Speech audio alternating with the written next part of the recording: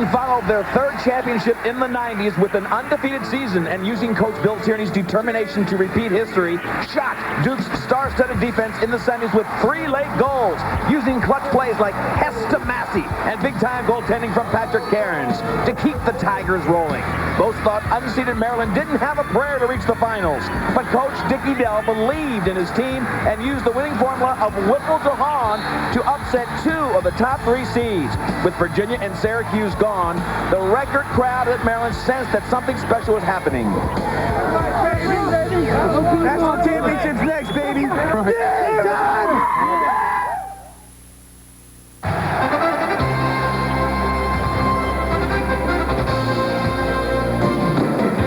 You're looking at the crowd pouring into Byrd Stadium in College Park, Maryland. A great crowd expected for the best in college lacrosse. ESPN presents Division I Finals. The Maryland Terrapins, unseeded, taking on the defending champion Princeton Tigers. Hi, everybody. Leif Elsmo all set to bring you the action, along with Quint Kesnick, 4-time All-American. Quint was here in 1987. He knows the pressures these teams are under, and what a great matchup. The defending champions from Princeton against an unseeded team from Maryland. Princeton has won 27 straight ball games. Maryland, no one thought they'd be here. Everyone wrote them off in April. They've won 5 straight. They are the Cinderella story. All right, let's take a look at the road to these finals. Princeton, a predictable road. They had a bye in the first round as a #1 seed. Then they played UMass to a game that was a little tighter than most thought. Then they were really tested by Duke. Meanwhile, Maryland, they had to beat 2 of the top 3 seeds, Virginia and Syracuse, to get here. They are used to looking at big, tough offenses, and they'll see one today. Yeah, they will. They're going to be faced with the junior trio from Princeton. It's Massey, Hubbard, and Hess. And look at those numbers. They score like it's going out of style. Really, in playoff games, especially, Massey and Hubbard have been extremely tough. This is Massey scoring on a backdoor against Duke. He's a slasher, a dodger, excellent left-handed finisher, does not miss much. And Hubbard, he's got a righty cannon, and he's added to his arsenal with some dodging. Last year, predominantly a shooter. Now he can go to the cage for himself. And Hess, the quarterback, the distributor, but if you give him an open shot in front, he's going to finish. And Maryland will really bring it to you on the defensive end of the field. They're big and tough. They've got Lamey, LaChapelle, Reese, and Bonanni. A lot of height, about 6'5", 6'4", excellent range, and they like to throw the lumber. LaChapelle matching up against Casey Powell. They get the ball on the ground, and then they go with it in transition. This is Lamey, 6'5", transfer from Penn State. Tough to go around. Look at that stick in the numbers. Tremendous defense. And Bonanni, he's the slide man, delivering the hits. Likes the knockout punch. You go to that cage against Maryland, you're going to get dumped. And when you do get dumped, they got the transition game with Reese, the long stick, one of the most underrated players in the country, with a goal. Now our face-to-face, our Nike face-to-face, will feature the guys who set up the possession time. The face-off men, Mitchell for Princeton, and of course Haggerty from Maryland, will be critical today. Yeah, both players around 60%. The key, I think, is Princeton has Kramer, who will come off the bench to give Mitchell a little rest. Haggerty, he'll take about 95% of the face-offs, so look for maybe Maryland to tire in that regard in the second half. Well, it's not hot and humid like the semis. It's a cool, great day to play lacrosse. Quint and I will be back with the opening face-off in just a moment.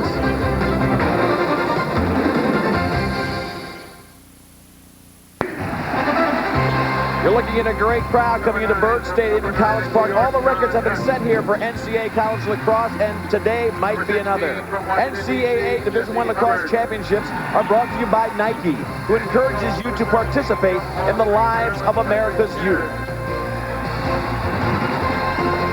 Well, it was raining earlier, but the rain has abated. It looks like a sensational day as the crowd pours in. 57 degrees. Nobody will be wasted by heat and humidity.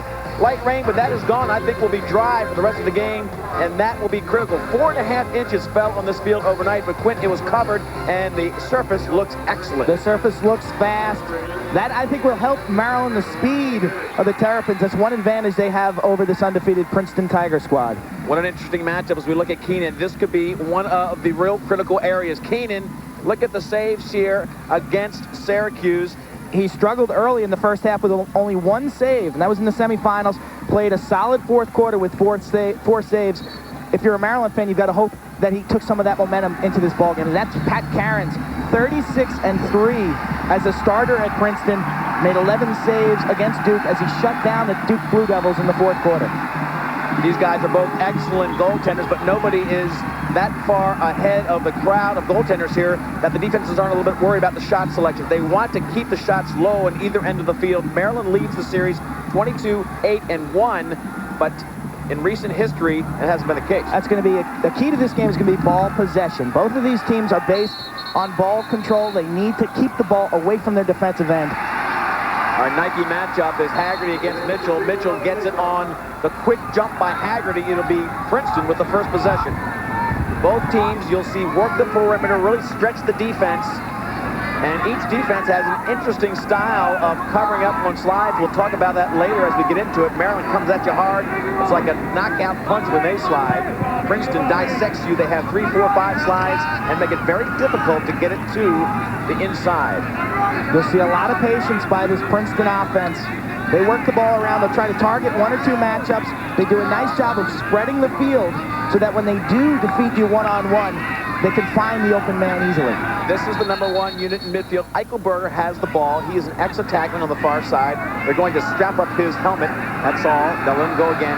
Lawrence Smith, 43, is up top. Big, long, rangy guy, 6'5". And then the basketball player, Jason Ozier, on the far side. This is Eichelberger looking to draw. Smith inside, got a player, Hubbard. Quick release, and Keenan makes a big block. Tremendous save by Keenan early on. Hubbard was in the spot he wanted for the right-handed cannon, and here comes Reese. Super play by Princeton right there, freeing up Hubbard on the double screen. He loops around the screen, but Keenan, standing his ground, took that one off the hip. Keenan got right there. Hubbard didn't have great location on that shot. He can ping the corners, but 5'7" is all Keenan is, and he hit him right in the chest. Keenan, only a freshman. Essential that you make that first save. Maryland now with their first possession. They'll take their time down here. Osberg has the ball. He's a short stick defender on the midfield, and he's playing against Eichelberger. They'll try to tire Eichelberger out. Really an attackman playing midfield. They want the matchup, the short stick defense of Eichelberger. Watch the slide coming. Here comes Beckett Wolf. All over him as he tries to get the ball. Can't from Osberg. They'll try to move 2 spots and finally do to Rayton.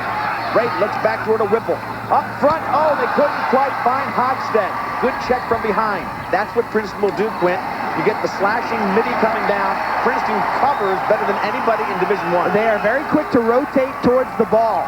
They support each other so well. If you're Maryland, you've got to make the second and third pass and find that open player on the backside. Princeton tends to really slide and rotate towards the ball very hard. Watch in front. Hogstead takes a shot, but 2 Princeton players get wood in his face. And again, Maryland has had a chance to get a shot, but really hasn't put one on Carnes yet. And Cairns has really benefited from this kind of defense for Princeton over the years. Princeton does a fabulous job of protecting the middle of the field, giving up the outside shot. Big move by Hogstead in close. He was in the crease. They'll go ahead and give the possession to Princeton, and Cairns comes up huge. 2 ex-high school teammates at a boys' Latin school in Baltimore going head-to-head right there. Hogstead had the penetration, but Cairns held his ground. Made the big save. And Q, interesting matchups for the defense of Maryland. We talked about that over the course of the semis till now, and you and I both knew they had a little bit of a problem with Bonanni, who's a slide guy. Where do you put him? He really helps out in slides. They've got him on Hubbard, and he'll be looking to help everybody out. Yeah, anytime Bonanni leaves Hubbard, Princeton is going to try to jam the ball inside to Jesse for the inside shot. Big rocket shot by Josh Sims. Not much possession time. I don't think Tierney wants to give it up that quickly. Check, the ball goes down, and Hogstead.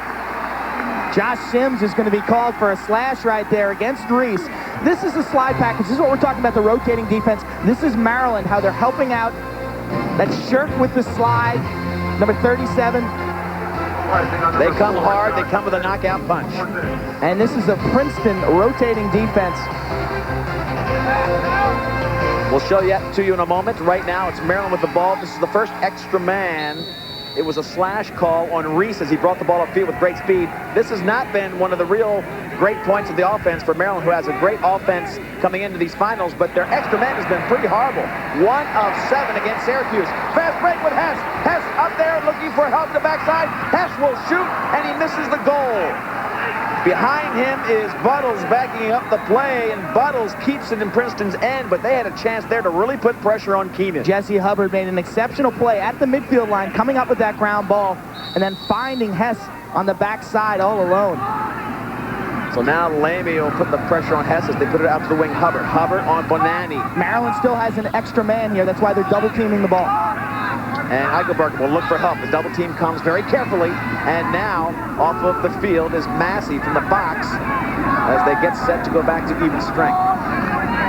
Still 5 players. Still waiting for the time to wind down. LaChapelle on Massey. Massey can really hurt you. Works with Hess beautifully. Big check goes down by the Czechs of Maryland. Tough checking by Burnham. Burnham picked his pocket. Hubbard with a big check. Watch out, Q, because they're coming down. Hubbard's got a great cannon. Takes the left-handed shot. Goes wide with it. And the ball stays with Princeton because Massey had the backup. Teams at even strength now. When you're playing Princeton, you have got to handle from the defensive end to the offensive end because they like to possess the ball for such long periods of time. No score yet. Lawrence Smith takes that one, and Keenan chasing it back. He's getting ragged by Hubbard. It'll go upfield as Maryland tries to get the ball from Bonanni to the midfield. And they do. Burnham gets whacked at midfield by Smith. And Smith picks it up again. A fast break. Hubbard wide open. Hubbard will come down and crank it open. He can't beat Keenan. Hubbard cannot get it past Keenan, who is having the best quarter of these playoffs. And here comes Maryland.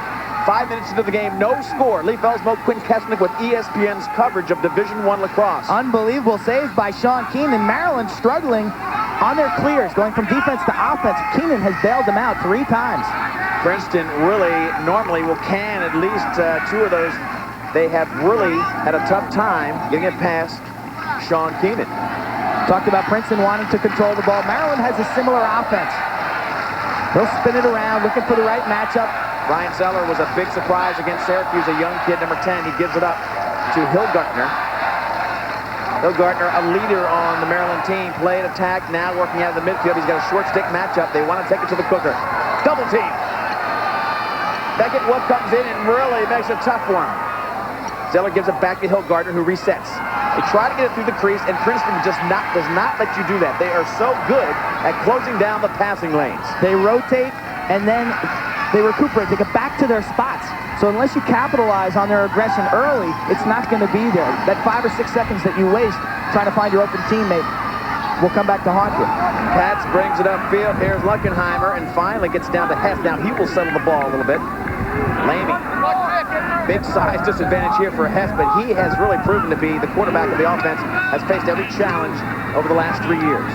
All juniors on the attack for Princeton, writing the history books for offense for the Princeton Tigers. 8:30 left, first quarter, still no score.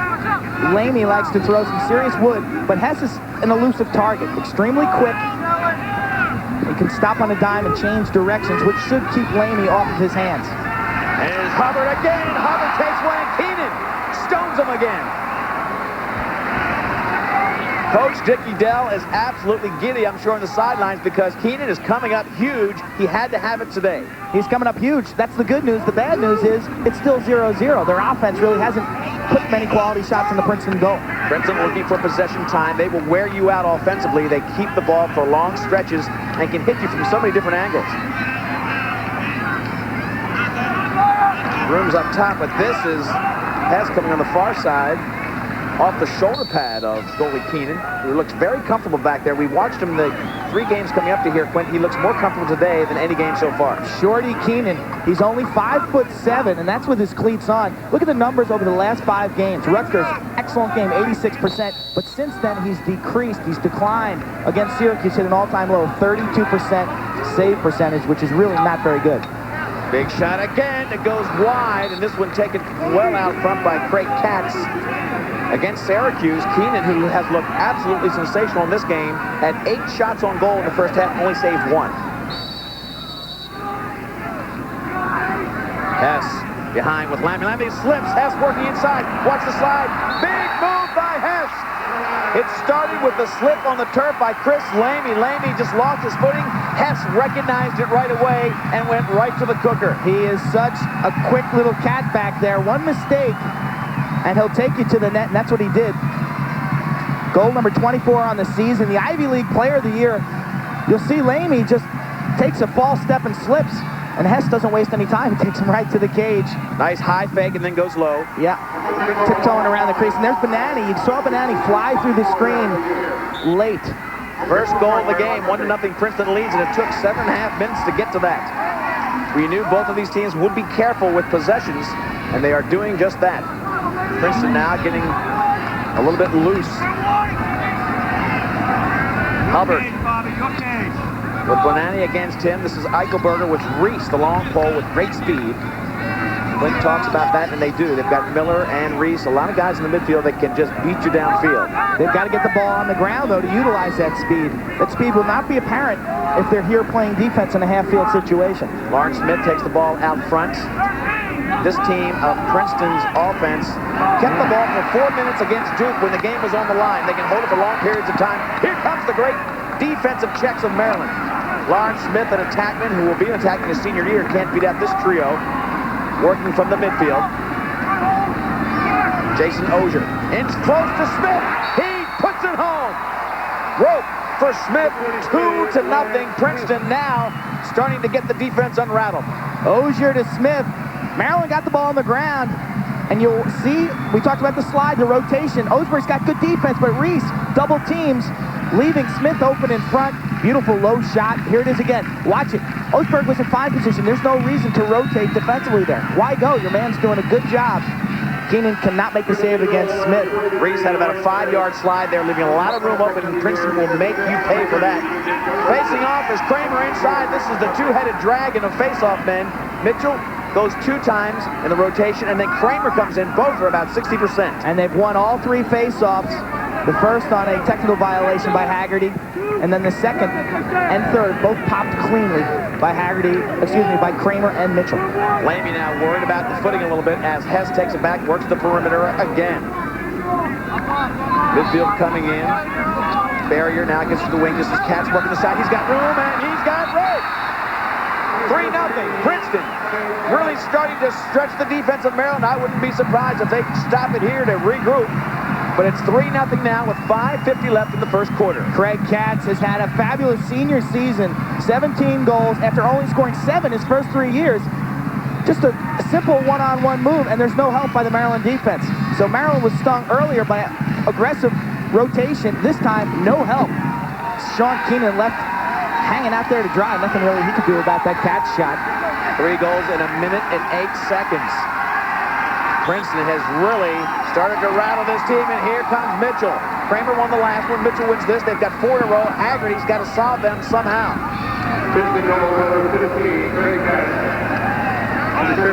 That time it wasn't even Haggerty on the faceoff. Last year's championship game, one of the main reasons Princeton won was their faceoffs. In that game, Kramer won 7 out of 8. Princeton has won over 65% of the faceoffs in NCAA games over the past 2 seasons. When they tried Pasqualino on that faceoff, giving Haggerty a break, trying something different. Pasqualino not any more successful than Haggerty. But Haggerty has been the guy that they need. Look at the 3 goals in 1 minute 40. This Princeton team, and again, time of possession, they are absolutely burning out this defense. And they keep their defense and their goaltender fresh. Right now, the Princeton defense can just sit there, relax, keep their legs fresh. This is the formula that Maryland used to beat Virginia. With the great offense Virginia has, Maryland had possession time about 3-1. They need to get the ball back. Dangerous to pressure, though, as Lamy goes out on Hess. They really can stretch out the numbers. They have such great accurate passes from long distance. They don't make any blatant errors on offense either. They're not going to give you the cheap turnover. They're going to make you play solid defense, and they're going to really make you earn the ball back either with a good save or an excellent stick check.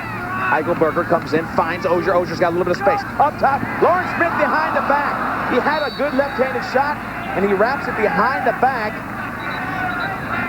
Out of his range for that shot. That's not a bad shot from about 5 or 6 yards, but he was at 10 or 12 yards. And what Princeton will do constantly is back Coach Tierney not happy about that shot. That's not Princeton lacrosse right there. They'll have a few words about that when he gets back. Here comes Massey looking for help out front. Gets it up to Eichelberger, but steps in the crease. Now Maryland gets a chance to try to get a little bit of possession time. They've got to take some minutes.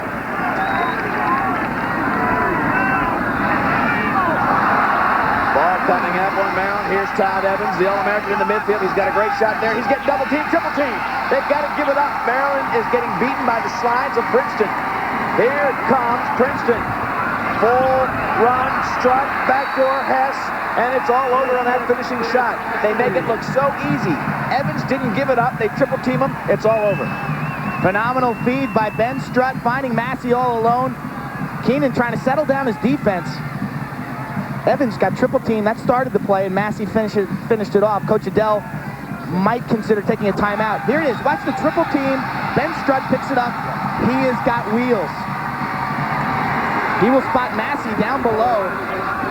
Just poor transition defense by Maryland there. You've got to stay on those players down low. Rotate up with Strutt, and Coach Adele has taken a timeout. Timeout called by Maryland. They've got to regroup. It's a 20-second timeout.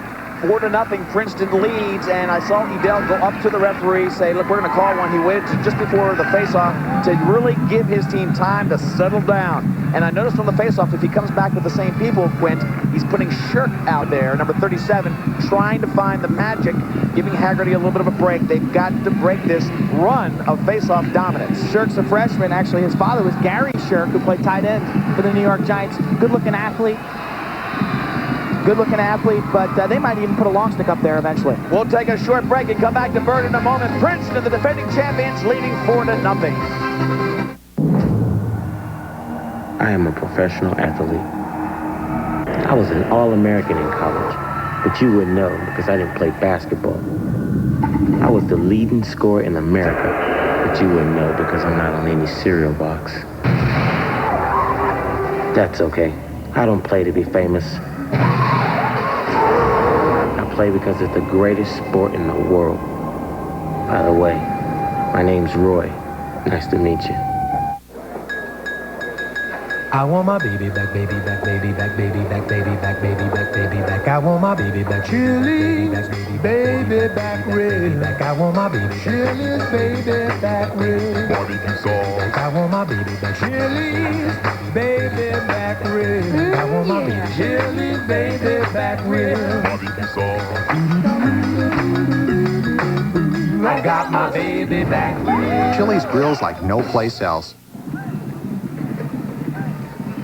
4-0, Princeton leads over Maryland at Bird Stadium. After our great championship matchup here, don't forget ESPN's Major League Baseball Memorial Day doubleheader.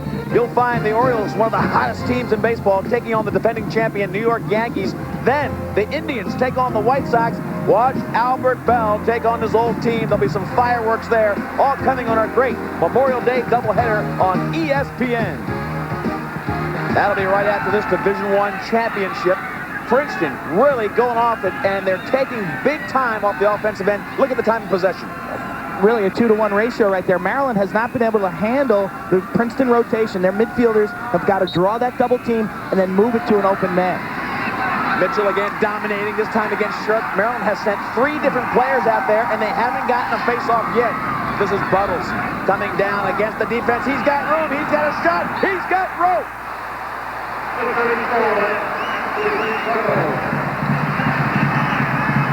Maryland absolutely confused on defense. The big hitting defense, afraid to slide, afraid to lose their man, and Princeton taking it right to the net. Buttles, not known for his speed, but he put a burst of energy there and blew by Osberg off his face-off. You'll see Mitchell gooses the ball, and here's Buttles. Osberg comes over to play him, and Buttles just puts it in an extra gear right there and flies right by him. No help, or the help is there, but it's late, and Princeton is up 5-0, 2 goals in 14 seconds. Bramer comes on now. Haggerty back out. Haggerty will get his first faceoff. If he can collect it, he can't get it. So great hustle and technique by Haggerty, but he just couldn't get the ball in his stick, and Princeton gets it back again. They've dominated the game so far. 3:38 left in the first quarter.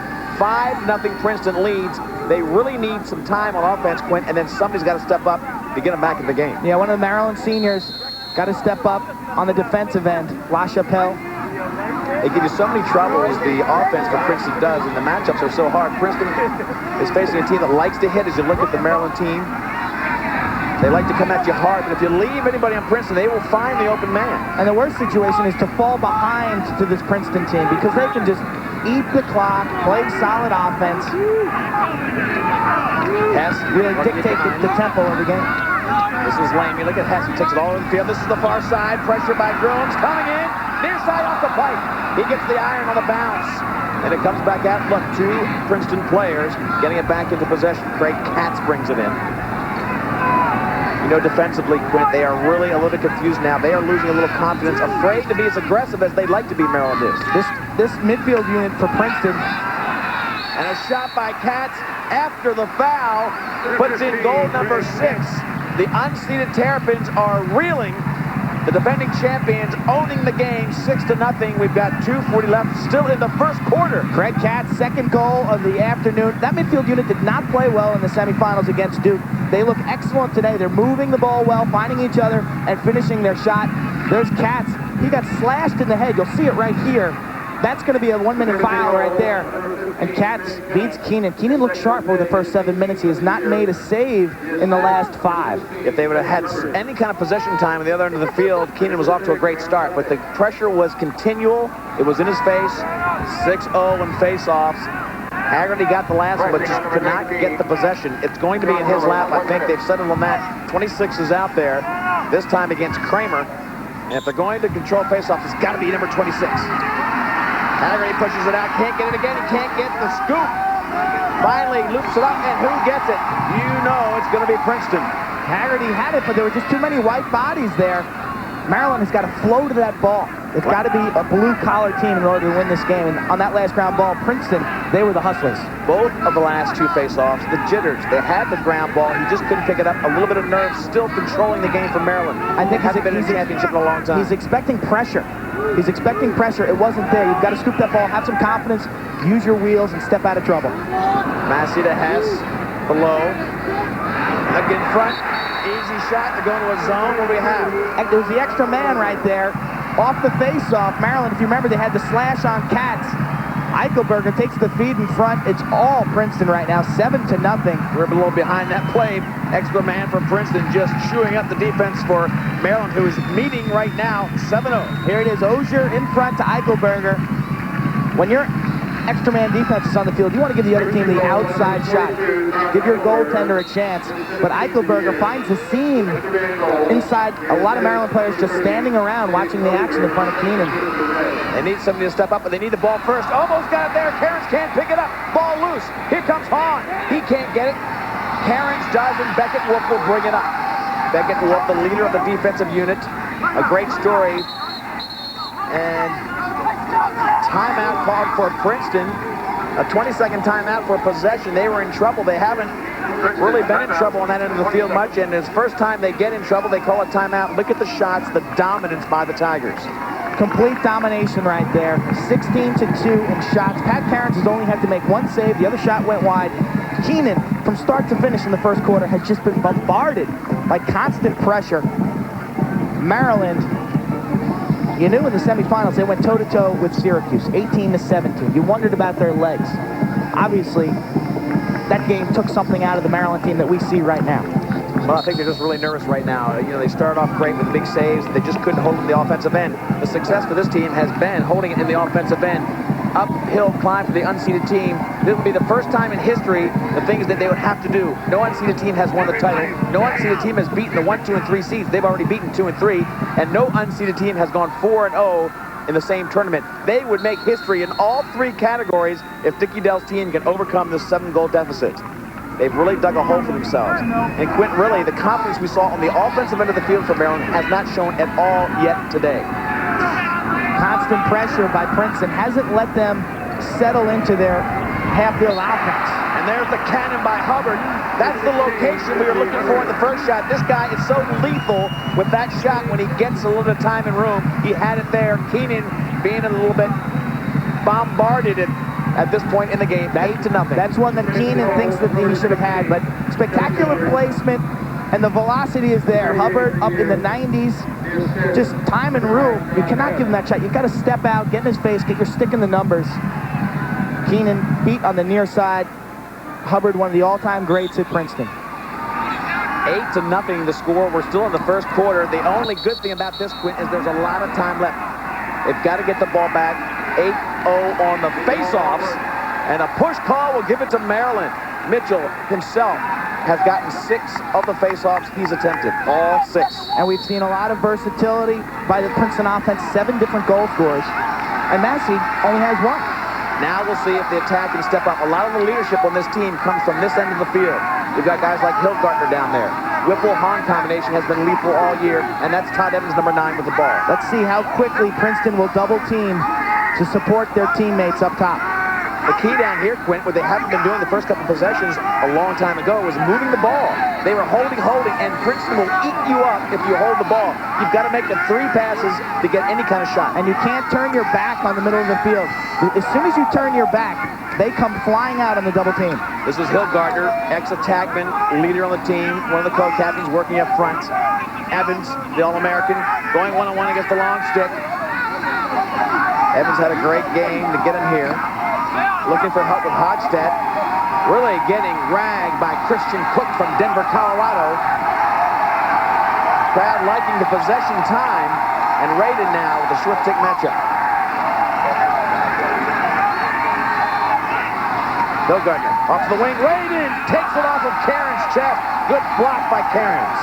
Not great location on the shot, but at least they put some pressure on him. Karen's is going to make you make an accurate shot. He's a position goaltender. Fast break the other way, check from behind. Good hustle by Frank Raiden, and the ball stays in bounds and goes out finally off of Hubbard's foot. Hubbard tried for the fancy pickup there, slipped, and the ball rolled out of bounds. He should have just stopped the ball. Tried to pull it back. Regain his balance. Yeah, regain his balance.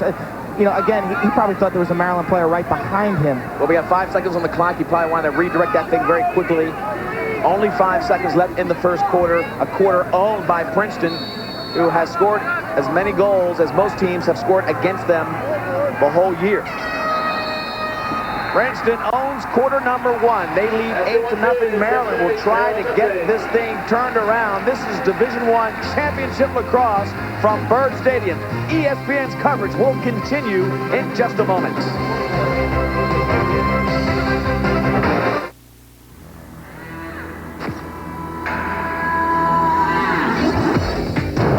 Go for the gold. The new Rebel G. Get the ultra. We'll take you back to 1992. This was Princeton's first trip to the playoffs, and it was a great one in overtime, Quint. Actually, this was a double overtime. Andy Moe wins the face-off and takes it in coast to coast. No one picks him up. He lets it go off the pipe, beating Saran of Syracuse. And Princeton had their first national championship. That was the 5th year. Coach Tierney only took them 5 years to get the title. They won 92, 94, 96. They're the returning champion in this game and threaten to be one of the few teams that have gone back-to-back with these championships. Maryland gets the face-off, and that is a welcome relief for them. Haggerty gets it, and they will get some possession time. Teams have switched ends as we begin the second quarter. Lee Felsbo, Quint Kesnick, ESPN's coverage of Division I Championship Lacrosse. 2 straight face-offs won by Maryland, and that couldn't come at a better time. They really held Princeton scoreless for the first half of that first quarter, Quint, and then Princeton scored 1 goal a minute for the final 7.5 minutes. Maryland has got to own the ball, keep it out of their defensive end. Right now, Princeton's offense is just on fire. Zeller works it up top to Hannah. They've got some big guns in there. Hilgardner behind to Whipple. This is their quarterback, the distributor of that offense. He gets the big checks there by Harrington. Whipple still looking. Hilgardner can't pick it up. The check. Maybe put the ball down on the ground, and here comes Hubbard. Push call. They'll go back to Maryland. Bonanni got in front of Hubbard, felt the pressure, and really just fell down. It's a good play right there. You'll get that call. Some sloppy passing by Maryland.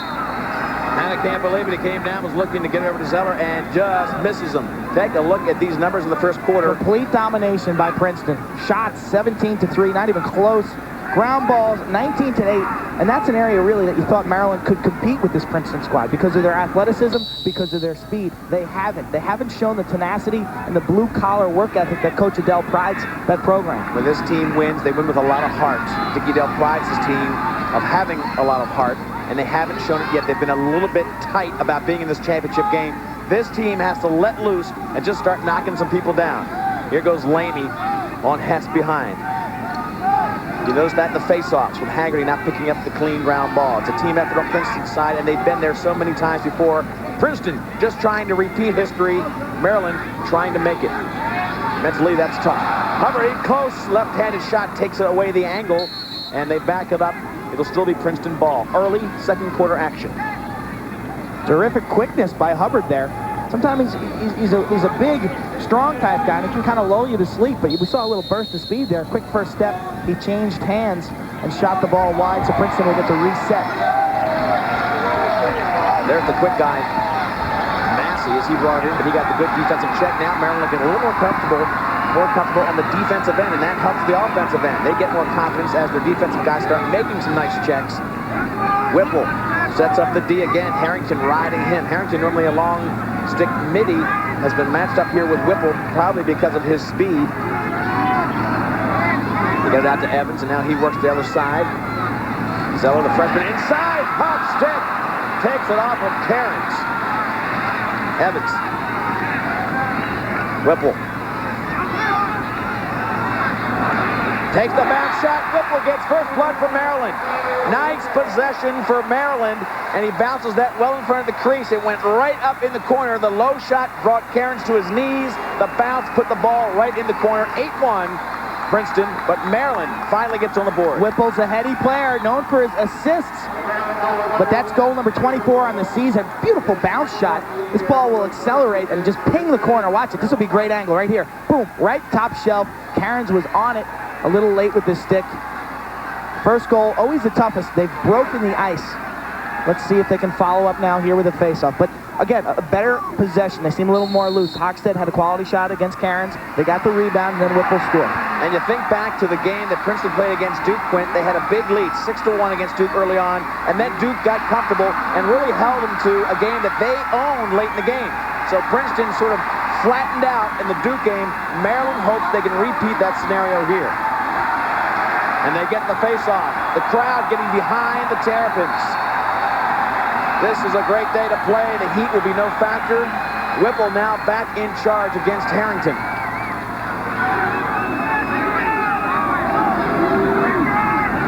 The crowd has, but the pro-Maryland fans have been taken out thus far. Braden on the far side.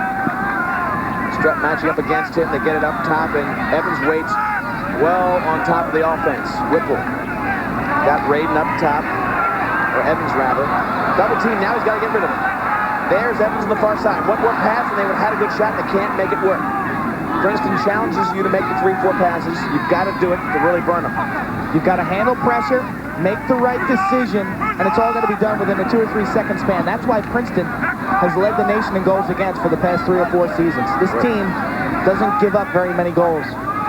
Princeton out shooting Maryland 17-3 in the first quarter. Braden works behind. This is Whipple on the wing. They've got some shooters in there. Pasqualina off to the wing to Evans. Evans will take one there, but a good save. A nice block. Right to the stick side on Cairns. Not much movement required by him. We're going to have a moving pick against Princeton. A little interference. But Pat Cairns looking pretty solid in the nets. Raiden a little out of his range. He can cannon from about 8 to 10 yards. I think that one came from about 12. Raiden now moves it in. Princeton doubles, pushes it back past Pasqualina. Looking for the right-handed shot, coming in close. Now he'll work it behind. Great check from Princeton's Leckenheimer.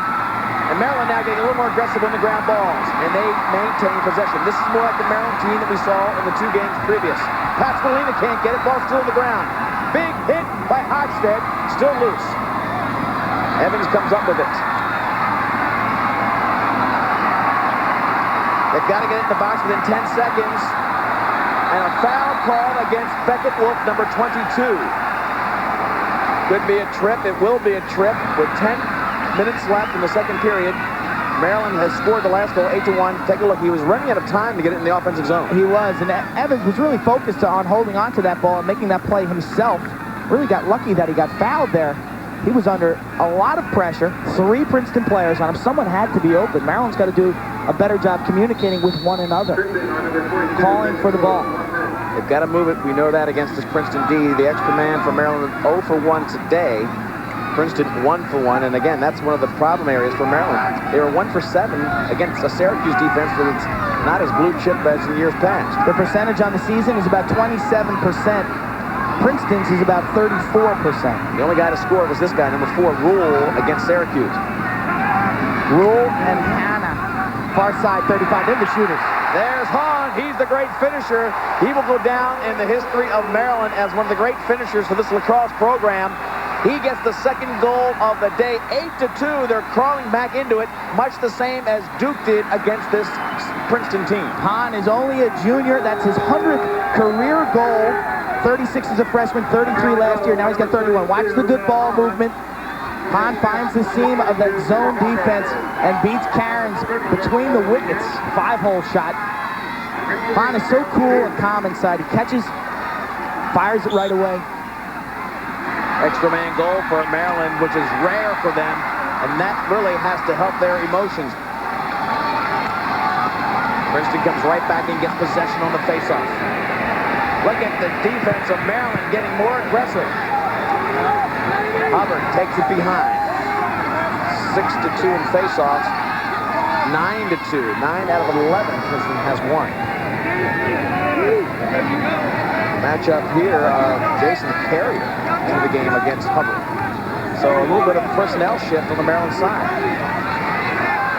Yeah, Bonanni is not in the lineup right now. Carrier matched up against Hubbard.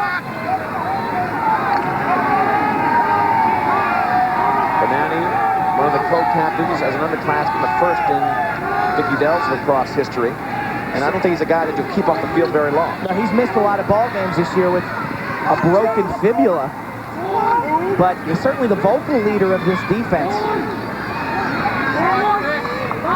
So Maryland switching things around. Watch up top. Katz takes a shot, and Katz gets, I think, his third goal. He's got a hat trick. He only had 16 goals on the season, and he gets a hat trick here in the first half of the championship game. That'll make it 9-2, breaking the 2-goal run of Maryland. Keenan looking for help. And he is feeling it. Craig Katz, third goal. Sensational location. Time and room. He plants his right foot and fires to the far corner.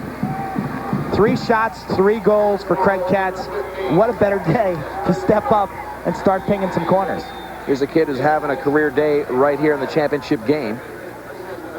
Haggerty, 26, in there with Mitchell. Hess has been the feeder on the last 2 goals. One's to Hubbard, one's to Katz for Princeton. So he's doing his job. Haggerty coming up now. He's stepping up in the defense, or in the face-off department. Really a prayer of a pass, but Whipple comes up with it. Yeah, fine pickup by Whipple. When Haggerty wins the face-offs, Princeton, they're very aggressive. They're trying to shut off the adjacent men and pressure Haggerty. They question his ability to handle that long stick pressure. He gave it up quickly, and Whipple saved him by pulling that one down. Whipple did bail him out there. This is Zeller. Zeller had a little bit of room there and elected just to calm things down. Mitchell's still on the field, the short stick face-off guy for Princeton. See if they take that advantage of that matchup. They feel they have something there. Buttles is a seasoned defender, but this is where they might have something to work on. They should clear some space for Zeller. He's got a nice right-handed sweep. There's Zeller against Mitchell. Up top again. Oh, big check. Puts it back on the ground. They couldn't get it through. Trying to find Hahn, and Hochstead comes up with a big ground ball. Hilgartner. He'll drop it down low. Whipple looks immediately to the far side. Open there is Zeller. He cans it. When you go far side on Princeton, that's where you'll find an open man. That's the formula exactly. Hilgartner steps in, makes the defense commit, gets it behind the Whipple, and right away he banged it backside. That's where the Princeton defense is without numbers. They focus so strongly on ball side attention. Whipple lofts that over the defense. Zeller's got some time to catch it, step up, look at the cage, and he finishes. Zeller had a big game in the semis. It's a kid who's broke his foot. He's a redshirt freshman. He was one of the outstanding high school players. Broke his foot in his freshman season at Maryland. Made it to the 19 team. Did not play because exactly. They redshirted him, and now he's a redshirt freshman. He's a big-time shooter. Came into the program a little heavy about a year ago, and Dickie Dell put him on a diet. Kid's ready to run now, and had 3 goals against Syracuse. He could be an impact player today. 9-3 the score. Princeton leads by 6, but it's been Maryland who has scored 3 of the last 4 goals. Under 7 minutes to go in the second quarter and plenty of time left. Again, the formula Princeton-Duke was that Duke got behind 6-1 early, stayed tough, got back in their game, and made it a tough game at the end. And that's what Maryland wants to do. Plenty of time left. Eichelberger looking for the left-handed shot, but Miller rides him out. Keep your eye on number 19 in the red. He's got tremendous speed. If he can get the ball, you might see a transition happen from this end of the field. Princeton, though, looking to make things stay here for a long time. Osier, the guard from the basketball team, does double duty, and what a great asset on this team. Eichelberger, Lawrence Smith. Now Eichelberger gets a double pick. Takes the left-handed shot, no angle. Here goes Keenan. They're looking for Miller. Can't find him. Reese up ahead. And Keenan will come out with the clear. Nice save by Keenan. Maryland's got to run on those save situations. Duke had some success in transition. A little bit of room here as Rule comes in. Gets it back to Whipple. Fifth save for Keenan. He had a lot early. I think he had 3 in the first 2 minutes. The defense looking more comfortable for Maryland. And, of course, they're going to have to do that. Stay in this game. Reese staying on the offensive end of the field. Shot! Just missed by Hahn. Hahn had it, and he just couldn't put it on 36 square feet. And he caught Cairns guessing. Pat Cairns went down on that one. Hahn popped it to the top shelf, far corner. He had him beat, but he missed the iron. Beckett Wolf considered the best one-on-one guy here against Hochstead, the sophomore. Maryland now working back up to Hillgardner, the leader. Attacking, working from the midfield. He's got a double team. He's got to move it. Whipple can't collect it, and that is the problem against Princeton. They'll make the 3 passes week 74, but that'll be the challenge for Maryland today. Fast break. Here comes Strike. Looking for help in the middle, but Maryland clogs up the middle of the field very nicely, and they make him settle down with Hess, the quarterback.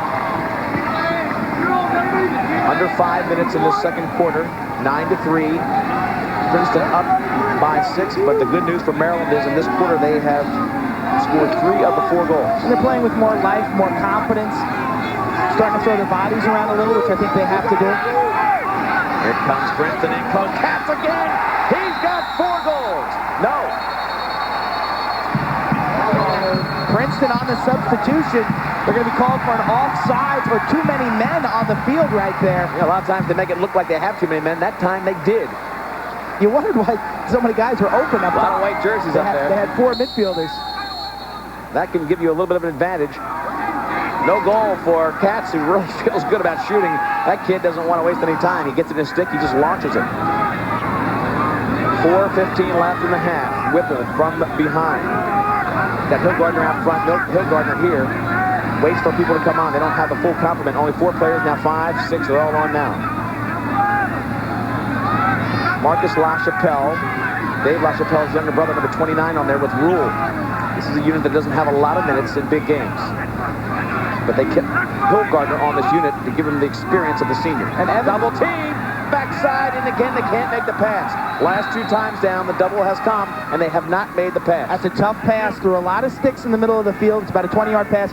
A better idea might be to kick it to the top of the box, and then 1 more pass down low. Stay with me. It's a lot easier play. You make 2 12-yard passes a lot easier than 1 25-yard pass through traffic. Or let your young guys like Rule work the backside and give it to Hillgardner, the senior. Let him carry it in that midfield line. Open net, 10-man ride. Not even close. Ball goes out of bounds. It'll be Maryland ball with 3:30 left.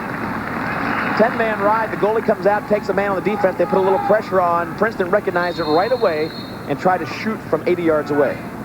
Maryland trying to pick the tempo of this game up. They need an athletic contest. Coach Adele right there with a good strategy. That 10-man look. That's effective. Beckett Wolf is not going to hit that shot from 60 yards. And he wasn't even close. Osberg now brings the ball down, and he has a matchup here against Princeton. Grooms. Whipple now will control from behind. Evans is parked up top waiting for a shot. Whipple really being active against Harrington. Here comes the slide. In close, they couldn't make the pass again. Hochstead made the move. And we've got a penalty procedure call against Princeton with possession, technical foul, and looks like they'll get 30 seconds of extra man from Maryland. They scored on their last opportunity. It was Hong who netted 1. They're down by 6. They'd love to get it here. They're 1 for 2 overall. Coach Tierney, I don't think he agrees with the call. Maryland 1 for 2 on their extra man. They've matched up Harrington of Princeton on Whipple. I think that's a quickness situation, and they're bumping Christian Cook up top to cover guys like Radin and Evans, and it has been successful. Evans and Radin have not got on the board. Whistle stops play before they put it in. Keeping it on the field was the actual call against Princeton. It's the second time that's happened, yeah. There are an awful lot of substitutions in college lacrosse right now. That box area on the far side, a lot of traffic going in and out. Coach Tierney not happy. Leading his case. And he has really toned it down. Back in '92. He's a human hand grenade back then. He went ballistic in that game against Syracuse. And it really has done a good job maintaining his composure. And the team pretty much reflects that composure. They know how to play tough in the close games. Their record reflects that. Hockstead up top to Evans. They're looking at a 1-4-1 with Whipple behind. A look to the crease. Whipple looks backside now. Have a chance there. Evans with a crank. If he makes one-man move, he does, and he bounces it too close to him. It was bounced outside the crease, went right over on this hard turf. You got to shoot for net. Evans just pounding that ball into the ground. Bearing that shot. They maintain possession. Penalty up now as Princeton sends down Buttles. Princeton dodged a big bullet right there. Evans puts that on with velocity, and I'll tell you what, that would have been tough to save. 9-3 to score, 2:40 left. Oh, almost a shot in close. Whipple hammering it. It'll go to Princeton. They backed up the shot. Good job on the backside by Luckenheimer. Maryland had a great opportunity there to get within 5 goals. Whipple, little scrapper inside. Let me make a prediction. Maryland won't see the ball on the offensive end the rest of this half. This team from Princeton can really hold it. They held it the last 4 minutes against Duke to secure that win. I don't think they'll want to give it back until halftime.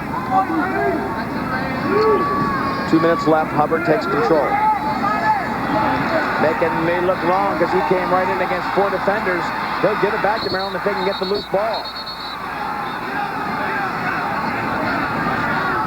John Miller just pummeling Jesse Hubbard when he was on the ground. No foul, but it's going to be an interference.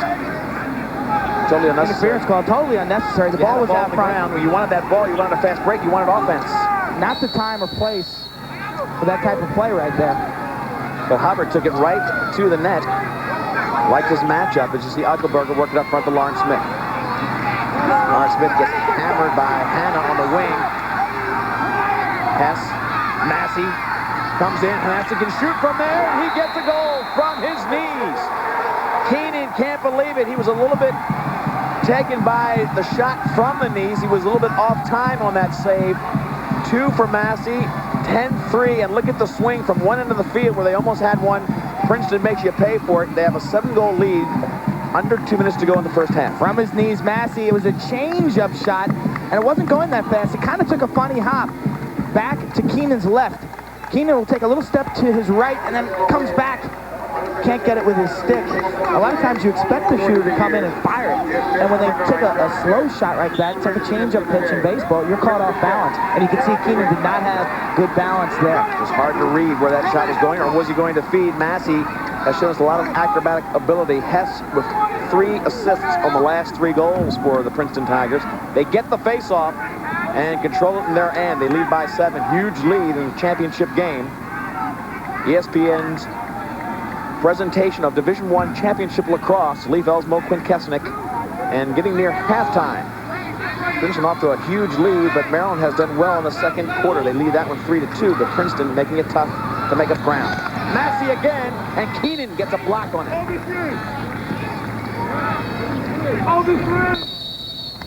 Massey's got a lot of weapons, Quinn. He makes it tough on the D.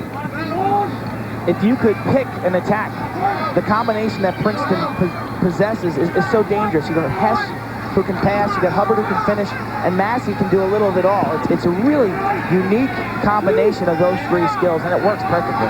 And LaChapelle, the #1 guy for Maryland, playing against Massey. That's how much they think of him. Keenan comes out, big block by Bonanni on Hubbard, who's back in the game. Bonanni playing number 27. LaChapelle being very careful as he brings it up to Lamey. Lamey, no help, looking for help. Can't get help, and the ball out of bounds. Timeout called by Maryland just in time for possession. 32 seconds left. They're down by 7, and they want to get one more notch before halftime. Defensive sticks so imposing. You see a lot of timeouts used these days by the coaches to maintain possession at critical times. Exactly what Dickie Dell did right there. Princeton with some tough forechecking, some tough riding there. Maryland against Syracuse had a lot of confidence in the defensive end. They were moving the ball up the field, getting into their transition game. They have not scored a transition goal yet.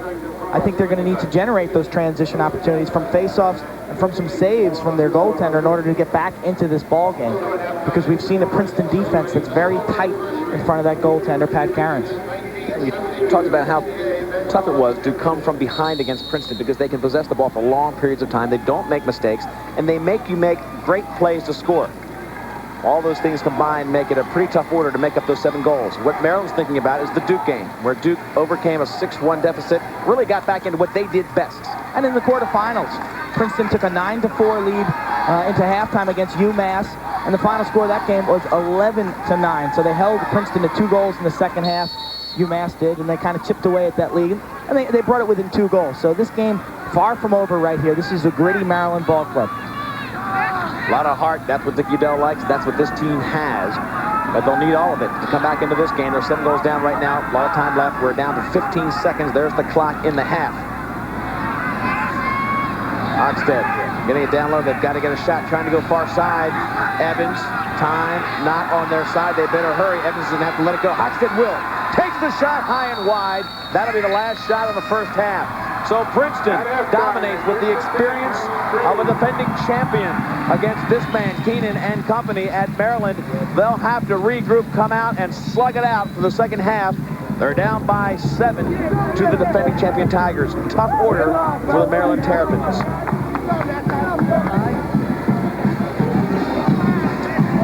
Quinton's team will turn it around if they can just get back to the physical kind of style. And of course, they've got to have a big game out of Keenan.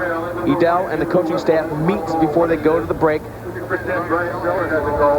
And right now, we're going to talk to Coach Bill Tierney, who's on the sideline. And Coach Tierney, we want to just ask you about this game. Has gone so well for you. Obviously, you don't look like you feel comfortable. You're probably worried about this Maryland team coming back much like Duke did.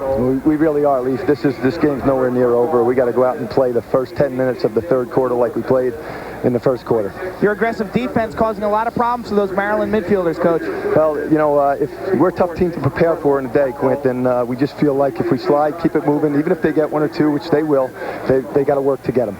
All right, congratulations on that first half of action, and good luck in the second half, Bill Tierney. Thank you. Bill Tierney knows how to win the big games. They've won 3 championships, all in overtime. They'll be tough to beat, but Maryland will give it a shot. We'll come back with a halftime from College Park in just a moment.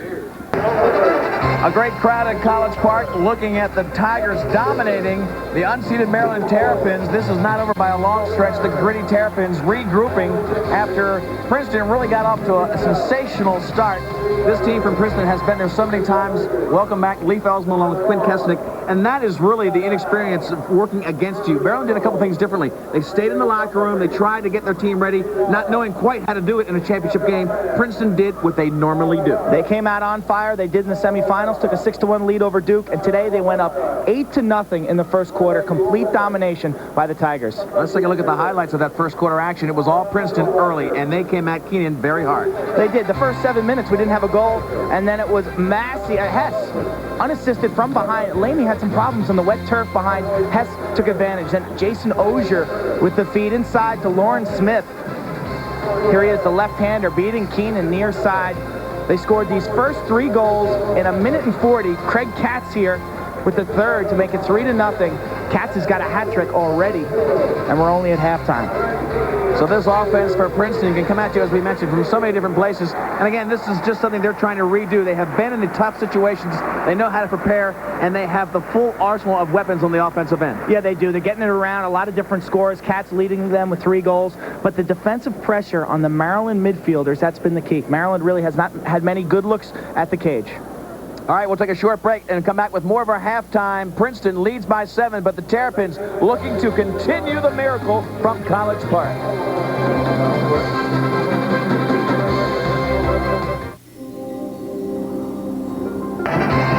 You're looking at a great crowd at College Park. They are filling in to see the best of Division I lacrosse. Our ESPN coverage of the championships, the NCAA Division I Lacrosse Championships. And again, all the records, the top 5 crowds, all from College Park. This venue is absolutely fantastic.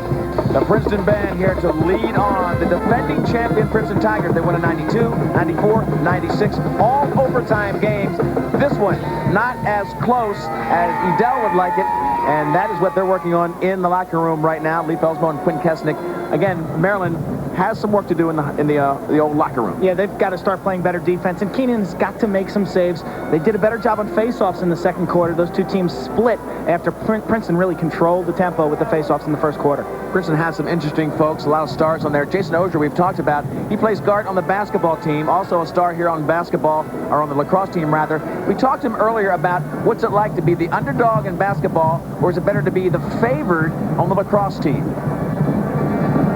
I think it's easier to be the underdog because there's a little bit less pressure after you go in there. Everyone's kind of rooting for you. You know, if you win, it's great. You're the big story. If not, they forget about it in, a day. Lacrosse-wise, if we were to come in here and lose to Duke, we kind of remember that, I think, a little bit longer. So I think it's definitely tougher to be, the #1 seed. But at the same time, we're all here. We've worked very hard, and, that's what we're looking forward to. So we don't mind being the #1 seed. We want to keep this going, win tomorrow, win Monday, and enjoy it.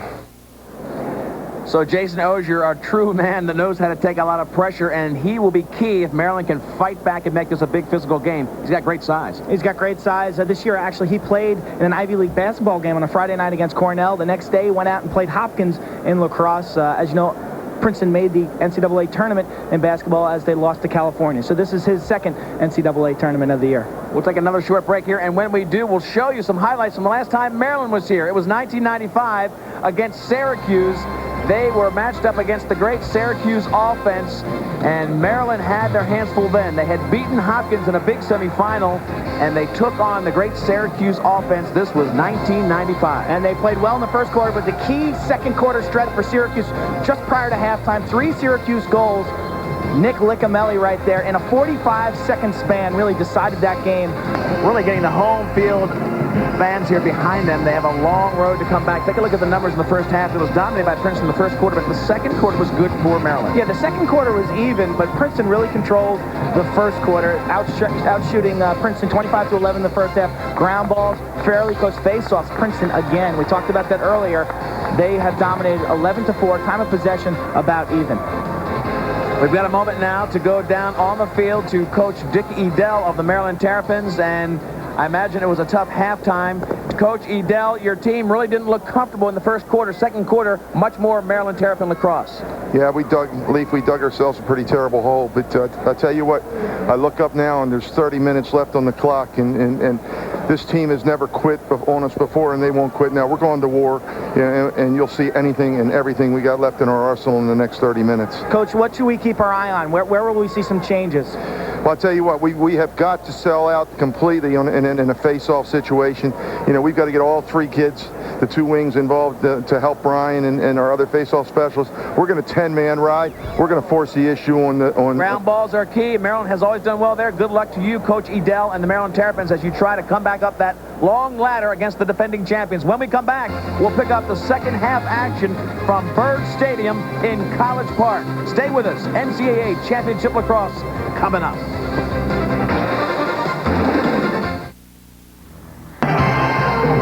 The end continues our presentation of the best in Division I lacrosse. The NCAA Division I Championships from College Park, Maryland. A great crowd here with the weather that continues to get better.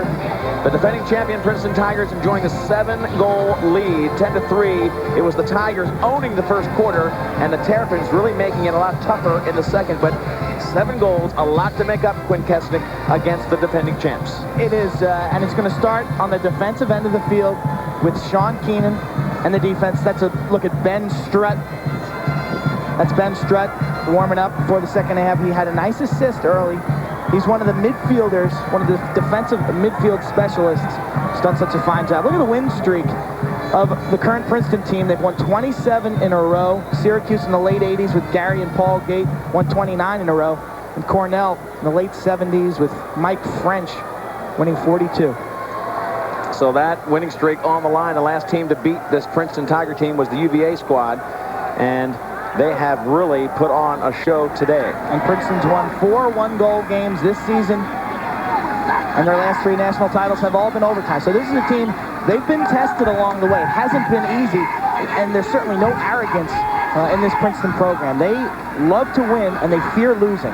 You saw Patrick Cairns, you saw Keenan in the goal, the same 2 goalies starting. Haggerty, number 26, facing off against Mitchell. Haggerty has to come up big. He does. He goes right back to Keenan.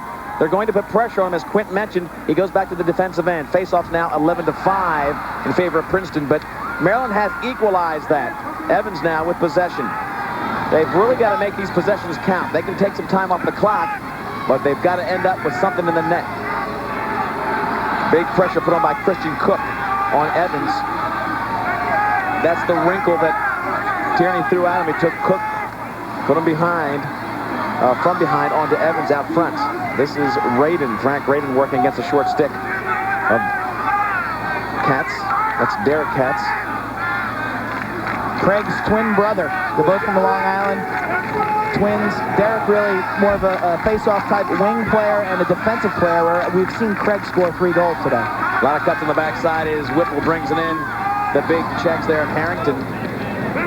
Whipple looking constantly to the crease, gets a little motion there. Up top is Rayton. He's got a rocket. He takes it, but right in the stick. Poor location against Cairns, and here goes a potential fast break.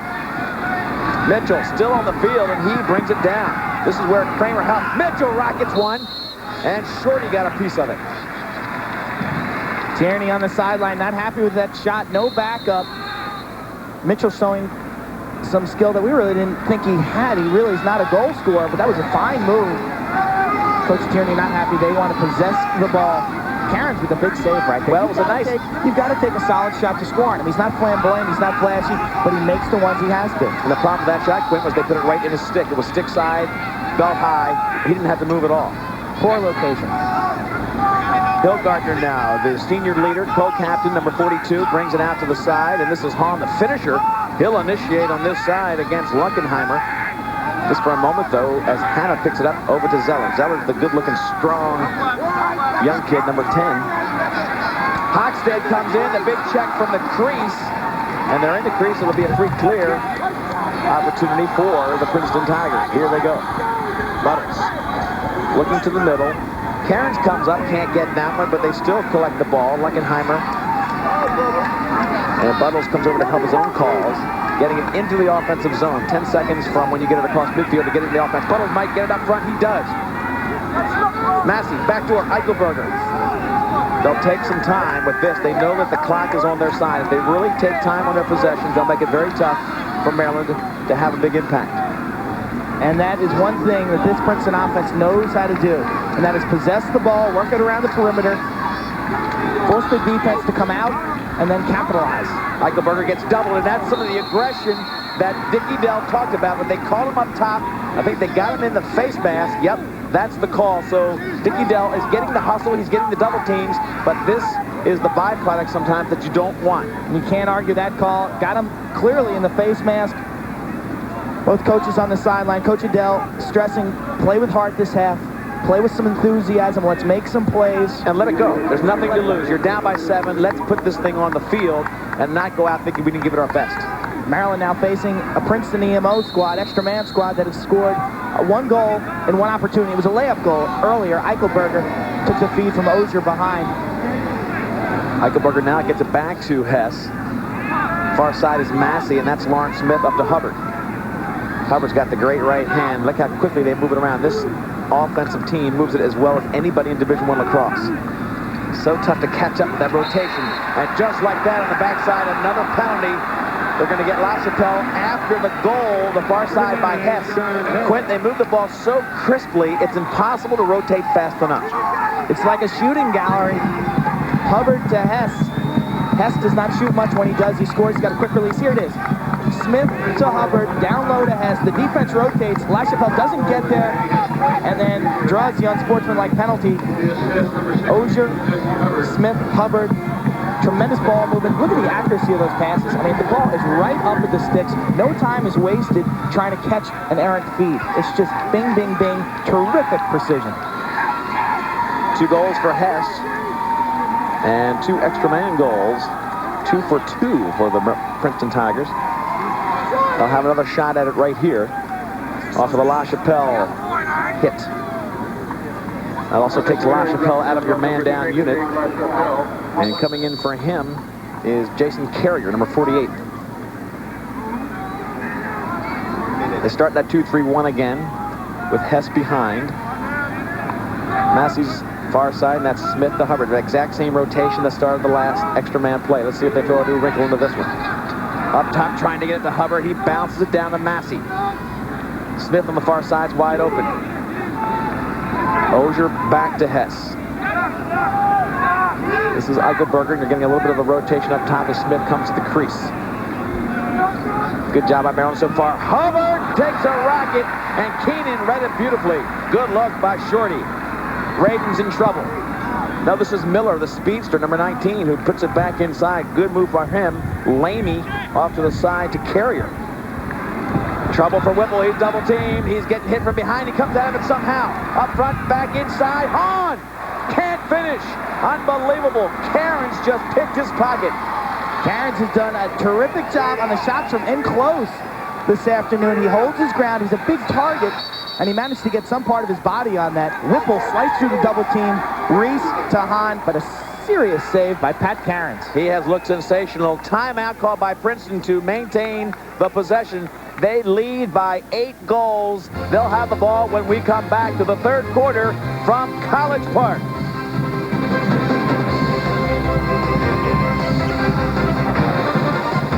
Soothe athlete's foot. Desinex does it. Princeton with an 8-goal lead over Maryland. This team looks as powerful as any team that has won championships, and 3 have in the 90s. John Hess talks about the difference in the personality of this team against the others. I think this is a lot different than last year's team. We had a very good team last year. Kind of very loose last year. This year, we're kind of going through and coasting through things a little bit more. I think our experience is playing a little more part this year than last year. Last year we had a couple real big senior leaders in Jeff McBean and Donnie McDonough and Pancho Gutstein. And this year I think it's kind of like the whole team understands their roles this year, and we don't really need as many leaders. So I think it's a little different that way. So John Hess talking about his team. Meanwhile, big aggressive check by Reese. Ripped it out of the stick of Josh Sims, but the ball will go back to Princeton. Over the head check, the kind of aggressive defensive check that Coach Dickie Dell was talking about. LaChapelle right there, number 6 for Maryland. We've seen Princeton's experience. It's been very evident, especially in the first quarter when they jumped up 8-0. And they make it tough in all facets of the game. They're riding hard, making it tough for Maryland to clear, so Maryland doesn't get any easy possessions. Hubbard goes behind. Bonanni comes out to give him some pressure. All 3 of these super junior players are really problems for any defense. Together, they're a minefield. Hess takes it behind, and he gets worked by Lamey. Solid defense by Bonanni against Hubbard. Lamey turns back Hess. Massey now gets his shot at LaChapelle. LaChapelle loses position, but he gets the good stick check from behind, and Massey pulls it back up. Ball was right there at the crease. Now open goal behind. Comes up front, and an easy shot by Josh Sims. The ball rolled behind. Keenan was on it, and it left an open net. They couldn't get possession. LaChapelle, he made a terrific check, but Massey, the magician with his stick, just took the head of his stick. The ball popped right back into his stick. Maryland was caught out of position because of that loose ball, and the Tigers capitalized. Here it is. You'll see the ball's loose. Massey spins out of trouble behind the Hess, and Sims is left open in front. Princeton had the numbers game in front of the cage because of the Maryland defense, thinking that they had the ball on the ground, but Massey really made that play with the really nifty pickup of the loose ball. Josh Sims makes this a 12-3 game, a 9-goal lead, and look at the pressure put on by Princeton as they drive it down the field. In the last 5 Princeton goals, Hess has 1 goal and 4 assists. Certainly establishing himself as the leader we know he is. He's the quarterback, the glue. The ball goes through Hess on most possessions. And Josh Sims in the right place at the right time, a freshman. 7 goals on the season. Actually scored the game winner against Hopkins opening day this year. Hopkins and Princeton played to overtime, and Sims, the freshman, was there to finish it for the Tigers. Maryland now will try to get their offense going. Rule brings it up. Big offensive check by Princeton. They don't waste any time putting pressure on Christian Cook, working him over. Not giving him a chance to get comfortable. Bill Rule really getting ragged in the double team coming over. Ball still loose. Cairns way out of the goal. Whipple hits him. No flag. He was well off the ball when he got hit. But the ball goes up to Princeton. No call on that one. Radin trying to keep it back. Radin with the check. It'll be a problem, but Radin puts it back on the ground. Here comes Hubbard. Still got it, and Keenan is forced to make a great save. A lot of magic in the sticks of the attack for Princeton. Oh, they can handle. And Hubbard spinning. Just let that one rip. He's got such quick wrists. You see, he scooped it up with his hands, turned, and just let it go. Most of his power on a shot comes from his legs and his hands. He really turns his wrist well. Jason Carrier late coming onto the field to pick up Hubbard. As Lammy takes on... Oh, the ball down. Lammy gets the loose ball after Hess just fell down. Yeah, Hess lost his edge over there in the corner. Rained all night. 4 inches of rain fell. This field was covered with a tarp. Hess must have caught just a little wet spot. Miller, great speed. Puts a loud pressure on Eichelberger. He might want to run him a little bit. Eichelberger, so critical of a player in that first midfield unit for Princeton. Open in front. Maryland trying to apply pressure. Osberg gets it up to Hillgardner. Hillgardner just touches in the offensive zone. You've got 10 seconds from outside to get it in, but that was not a problem there. Former start on the attack. Pushed out by Hogstead, but still a critical element to the success of Maryland. Zeller. Whipple backdoor. Hahn can't reach high enough. Whipple put it up a little bit too high for Hahn to pull it down. Hannah, a big shooter too. A lot of guns on the field for Maryland right now. That's the right idea for Maryland. Get a reaction out of the defense and then move it to your open teammate, and it's going to take more than one pass. That was Zeller to Whipple to Hahn. That's what it's going to take right there. 2 or 3 good passes. A lot of pressure put on by Princeton. They do not let you sit on the ball. And again, they make you work that ball 2, 3, 4 passes. That's a finishing shot by Hahn, but Cairns playing sensationally. That ball, though, right in the middle of the goalie. They're not really having great success with location around the perimeter like they have in the other 2 games we watched Maryland. Hillgardner, rocket. He's got rope. 12-4. It's an 8-goal lead. Hillgardner just spotted the corner, and Cairns had no chance. Amazing location. Hillgardner, time and room. Hannah to Hillgardner, steps up, looks at the cage, looks at the cage, looks at the cage, and lets it rip. Top shelf. This will be a great angle. Watch the placement of this shot. Time and room. This is ugly if you're a goaltender. You're just sitting there waiting for the guy to uncork it.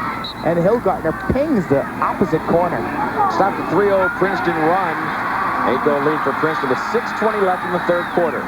Lee Felsmo, Quinn Kesnick, ESPN's production of this NCAA Division I Lacrosse Championship. Just a great day to watch any kind of sporting events. It's close to 70 degrees, not humid. Nice little overcast day to keep the crowd from getting too scorched. And here is Hillgardner again. He's back on the field. Far side, watch out, because that's Osberg looking for some room. Cook pushes him back, and here's Zeller again. He dealt with the big shooters on the field as much as he can. Zeller gets hammered by Derek Katz. Whipple behind, asking for it. If they need him, they always have Whipple back there to hold it for a while. They want to be shooters. Zeller trying to duck inside, can't get it. Look at Beckett Wolf, comes out, catches the face mask. They'll get a free shot. Beckett Wolf came out, was a little bit high with the check. Hahn has a chance. The Hillgardner back into the middle. Hochstead right down the middle. 5-hole, I think, caught the pipe. Either caught the pipe or caught the foot of Pat Cairns. Maryland looking a lot more comfortable with their settled offense. We've got a slash call. Here's the save or the pipe. Let's take a look. Hochstead makes the save, a little kick save. As I said earlier, Hochstead and Pat Cairns, former high school teammates, going head-to-head. Hochstead the younger player. His father played at Maryland, and there's Pat Cairns. Last year in the title game was lifted in the third quarter for senior Pancho Gutstein. I know Pat wants this very much. Really, that title game last year, he didn't play particularly well in the second half. He could put his mark on this championship team. A rocket shot by Hochstead is the second goal in a row for Maryland. Now a 7-goal game, 12-5. That'll give you some confidence right away. Not being shy as you look at Tierney. Hochstead says, yes, sir, baby. Crowd's getting back into it. That was the key for Princeton. They took the crowd out of the game, but you hear them now. They're getting back. They're getting revved up. Maryland on a 2-goal run. Hochstead, same location as the Hillgartner shot. Time and room. The sophomore can let it rip, and he does. Haggerty in there to face off again. Missed the draw. He had to actually push out to his side and missed the scoop. Couldn't get it cleanly, but this one he does. It's Raiden picking it up, going back to Whipple. They'll try to push the action down behind. Harrington dragging Whipple. Locking him up as they change people at midfield. Hillgartner comes out to settle down the midfield. He is such a settling force, Hillgartner is. He runs in almost all the units to give them that experience of the senior. Mascalina trying to go against 3. You cannot do that against both teams and never against Princeton. Rush back, it'll be a race to the fine. Here comes Keenan. Keenan comes out to help out. It's going to be an open net. Keenan made a mistake. It'll be a slam dunk for Hubbard. Keenan can't believe it. Once he went out there, you've got to knock the ball out of bounds or get it. You can't stand out there and look at the ball when you're 30 yards away as a goalie. Keenan came out of the cage, and he went face to face with Hess. He should have either taken the body or taken the ball. He did neither, and Hess picks it up. Watch it. Keenan's there first. It looks like he wants to go for the hit, but LaChapelle takes the body, and Hess is left to take the ball. Hubbard on the near side, just a dip and dunk. Doesn't get any easier for Hubbard.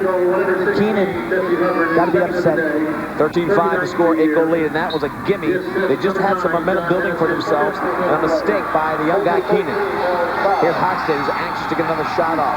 They've got Cairns a little bit unsettled. They put a couple on net and scored 2 straight before the mistake by Keenan gave Hubbard the goal. It's assist number 5 for John Hess, the playmaker. John Hess just stayed totally focused, picks up that loose ball. Right side by Hahn. Couldn't get it and then couldn't feed 2 men behind. Look at the defense of Princeton. Acrobatic save by Pat Cairns. This team's still going at it on the near side. Hochstead, Strutt. Take a look at the save. Hillgartner across the front of the cage to Hahn. Serious save right there. Lunging, his body was beat, but he got the hands across his body. Cairns has looked good when he's had a chance. He's a guy who really, as you've mentioned, wants respect. He's got a tremendous, the winningest goal in the last 3 years, but doesn't get credit for it because of the great team defense. 36-3, yet no one really gives him the respect. It's unbelievable. A lot very similar to Matt Palin. When Palin played at Syracuse, a lot of people said, yeah, it's the Syracuse offense. But Matty Palin proved that he's a quality goalie. He's got the wins. That's all that counts. Palin had to put up bigger numbers, I think, than Cairns did. Palin was always making blocks. Cairns doesn't get as many shots against because of the defense, but he certainly has made big stops today.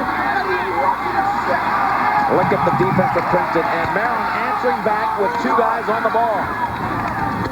Lamy wraps up the far side, but here comes Massey. LaChapelle out of position. It's a 6-on-6 matchup. The best against the best for Maryland and Princeton. This Princeton attack can be in so many ways. They can pass, they can dodge. We've seen excellent ground ball play from them throughout the course of this game. Remember earlier, Hubbard made a big play from midfield line that led to a goal. Hess made that last play in the corner. Massey made a play on the near side on a loose ball, showing a lot of versatility. 2:30 left in the third period. 13-5 the score. Princeton ahead, making it very tough for Maryland to climb back in. Near side push by Lawrence Smith, and he just barrels his way in. What a load he is. Lawrence 6'5". He's a talent, one of the highest recruited players out of the Maryland area. Last year as a freshman, big year. This year he does it again, and when he does, he makes it look so easy, so smooth. Second goal of the day for Lawrence Smith. Here it is again. He'll isolate on the far side. No help will come from Maryland. Smith, little change of direction, was a great high school quarterback, and lets it rip before the help from Maryland. Key there's a quick release. You beat your man, let it fly. Frank Braden getting pushed aside of the defensive end of that. Haggerty back out there now to take the faceoff against Kramer. In our Nike matchup, it's Kramer and Mitchell from Princeton making it tough for Haggerty to do it all by himself. They owned it in the first quarter. 12-7. Princeton leads in faceoffs. A lot of that dominance, the difference in those numbers really came in the first quarter. Hess now works the ball behind. 2 minutes to go in the third quarter. They've got everything going for them now. The lead, the clock, the experience.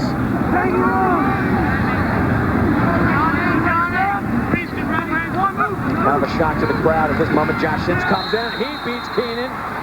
Lays himself out, and Sims takes the measure of Keenan and puts it right on target. 2 goals for Sims, 15-5, a 10-goal lead. And Sims is a really good-looking freshman. Coach Tierney, he's stacked. Remember, this is a junior attack. They've got a lot of young players on this team. Sims falling to the turf. Again, one that Keenan might want to save here. Sims, a right-handed player, rolling back to his weak hand, falling from about 12 yards. Second goal for the freshman, Josh Sims. 15-5, you might see Princeton really start taking some air out of it here. Buttles pushing it down. Buttles looks like he wants to go. He doesn't stop at all. They've got a 19-goal rule at Princeton where Tierney just does not score 20 goals on anybody. Too early to tell what they can against Maryland, but they've got the ball again on that face-off. Leading by 10. Maryland faced with a real impossible challenge here of trying to overplay the talented attack here and get the ball back, which really leaves them open. Hubbard on the far side against Bonanni. Hubbard comes in and gets another goal. 16, and Princeton has really done the number on the offensive end. Hubbard with the hat trick. Goal number 40 on the season. Missed the first 3 games of the year with a dislocated shoulder. 6 goals versus UMass in the quarterfinals. 1 against Duke. A relatively poor outing for him in the semifinals, but watch this. Left-handed drive, inside roll, textbook, falling to the ground, low to high. 4 goals again. This is the type of play that Hubbard, I don't think, could have made in his freshman and sophomore seasons. He's really becoming more of a versatile player, putting a lot of pressure on these defenders. Beautiful inside roll. That's a textbook play right there. And Quentin, 4 goals in about 3 minutes for Princeton to just about lock this thing up in the third quarter. 16-5. They lead by 11. This is a shock to the fans here who have watched a lot of 1-goal games. Hess, Massey. Hess takes the shot from Massey and it comes off the pipe. So within seconds, they almost had another goal. They maintain possession. Katz will bring it down. Mitchell will come off. 43 seconds left in the third quarter. Little give and go as Hubbard comes in. Up in front was Hess, but a stick check took it out of his stick and no shot there. Here comes Maryland trying to push it down. Burnham can't collect it. Reese comes on, Burnham goes off, and it'll be Princeton ball. Princeton, they're getting some fine efforts from some unsung players on that squad. Coach Adele's got to be frustrated. Coach Tierney looked to play some younger players here, late stages of this ball game. You know, they've struggled through 3 national title games. In overtime, they've got 3 wins. Finally, his squad explodes, and they get what looks to be an easier margin to deal with here. It hasn't been easy for this program. I mean, there's been a fine line between winning and losing. I don't think any other program has won as many close games. Again, all 3 championships in overtime. They have stood the test of confidence, greatness, have been tested in every which way. And this team, undefeated this year, they will end, if they win today, the season undefeated and truly put their mark in the game, in the history books. Hubbard wraps it around. And that'll be the end of the third quarter. Time winds down as Princeton just takes over. Hubbard, Smith, Sims, and then Hubbard made 4 in a row in the last 3 minutes to take over the game. 11 down as Maryland looks to the fourth quarter for help.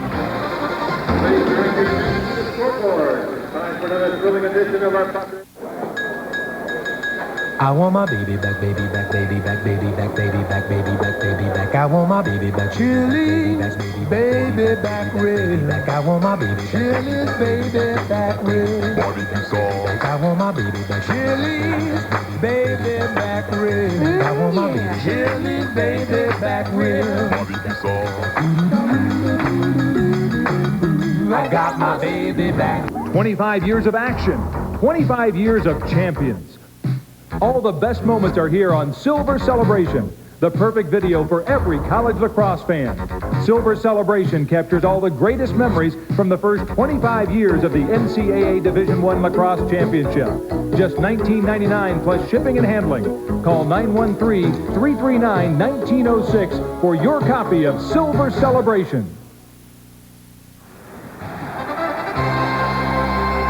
We're back in College Park with NCAA Division I Lacrosse Championship. This is 1994 when Princeton won their second overtime championship. It was a great one. This is the backside. Kevin Lowe picking up the loose ball against Virginia, and an overtime win for Tierney and Princeton's second championship in Division I Lacrosse. Just 3 years ago. Then they won in '96 last year. They are the defending champs this year. And they are in total command of this game. Leif Ellsbone, Quinn Kesnick, of ESPN's production of this game. And I'll tell you what, we have seen a lot of close games. This, unfortunately, not one of them. This tournament has been one of the best tournaments for record. We played 4 quarterfinal games that were decided by a total of 5 goals. And then both of our semifinal matchups went down to the last minute or so, both 1-goal games. And then this. But it's been just a terrific tournament. And Maryland, of course, has been the giant killer along the way. They beat the number 2 seed, the number 3 seed. They have really expended a lot of energy to get here, and maybe today the emotional bubble just burst. Yeah, they ran out of gas.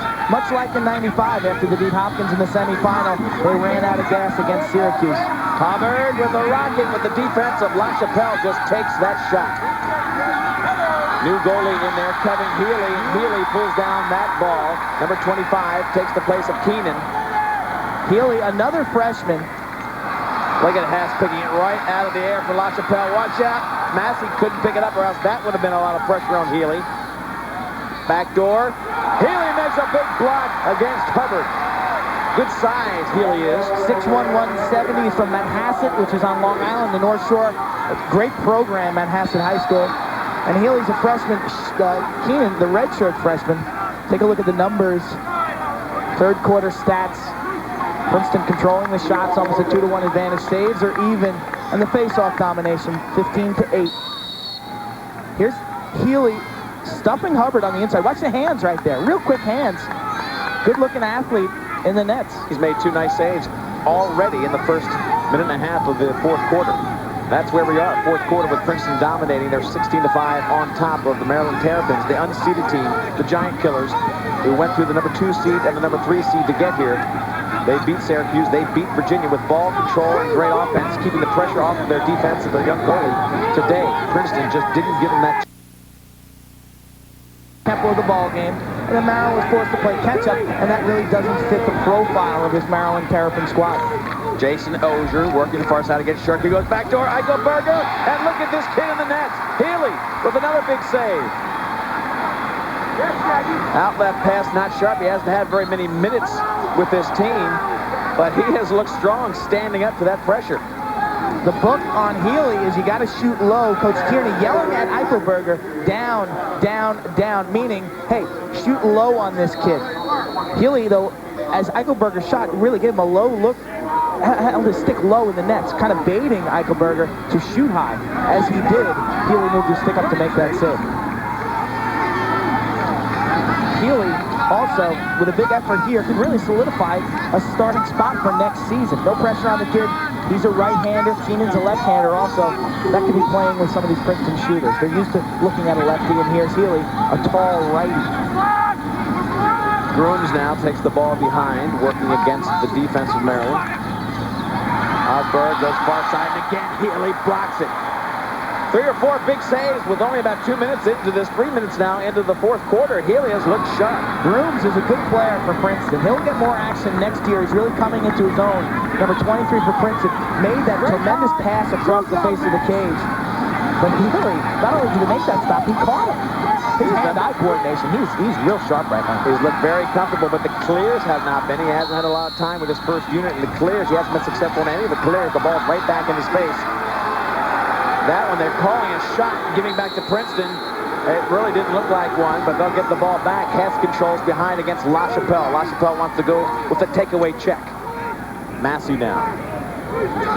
Lamey's the matchup. Big, tall Lamey, 6'5". Can't get the ball from Massey, but the backup check comes from Reese. Reese with a big slide. He'll get hammered. The ride by Massey, and the ball goes right off the out-of-bounds line. It'll go back to Princeton. And Reese gave Massey a late shot in the back of the ankle there. Reese a little too casual with that scoop. You know, he scoops, he makes the right turn, but he's got to give it up. Watch it.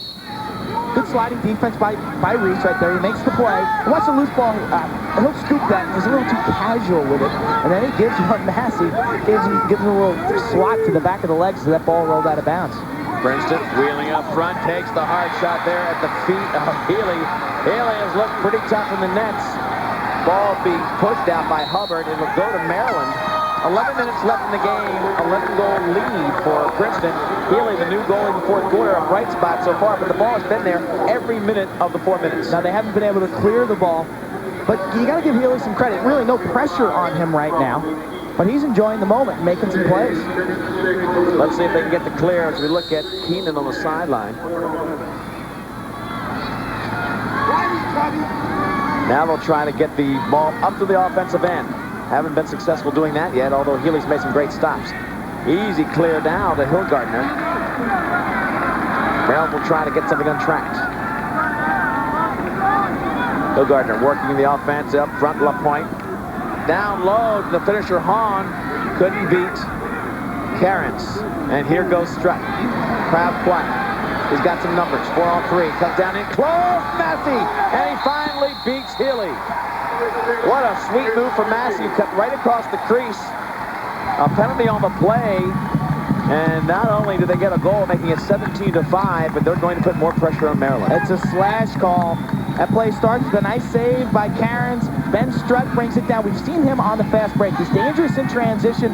Looks down low. That's the second time that he's gotten an assist on a fast break by jamming the ball down low. Beautiful pass right there, past the Maryland defense. Healy close to that, but Massey with the goal. Massey, 3 goals today, is so hard to cover. Was really the critical element of the game against Duke. Duke had the lead. Beautiful backdoor cut by Massey. Put them where they wanted to be in position to win that one, and they did. He's got a terrific field sense. He finds the seams of the defense. He's very unpredictable. One time, you know, he'll fan to the outside. The next time, he'll cut back door. Sometimes he dodges hard. Other times, he's more of a finesse type player. Pasqualina was facing off from Maryland, but they could not get the ball. It goes down to the Princeton extra man. It'll be a 6-on-5. 10 minutes left in the game. This is the Division I championship. Lee Bellsmo, Quinn Kesnick, watching Princeton just dissect this unseeded Maryland team. Princeton proving to be the greatest program in the 90s. 2 out of 3 in their extra man opportunities. They've made Maryland pay for some of that physical style. Up front, Massey, and it blocks off of LaChapelle's stick. Somebody had a piece of it. Either Lamey or LaChapelle took that one and sent it right out on a right angle.